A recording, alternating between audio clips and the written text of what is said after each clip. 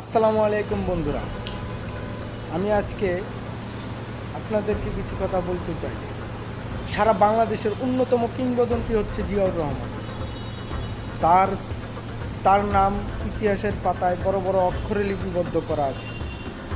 আর তাকে উদ্দেশ্য করে তোমরা যা খুশি তাই বলবে, এটা জনগণ মেনে নেবে না। এনসিপির কিছু ছোট ছোট বাচ্চারা, যাদের নাক টিপ দিলে এখনও দুধ বেরায়, তারা জিয়াউর রহমানের ছবি নিয়ে ব্যঙ্গ করে।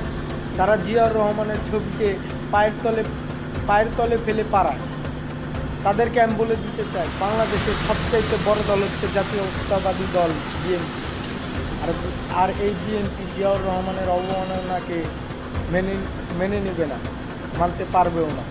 আইন শৃঙ্খলা বাহিনীকে দৃষ্টি আকর্ষণ করে বলতে চাই, যারা এইসব কর্মকাণ্ড ঘটাচ্ছে তাদেরকে অবশ্যই আইনের আওতায় আনে, অতি দ্রুতই তাদেরকে গ্রেপ্তার করে। না হলে বিএনপি যদি একবার খেপে যায়, তাহলে সারা বাংলাদেশকে ওলটপালট করে দিবে।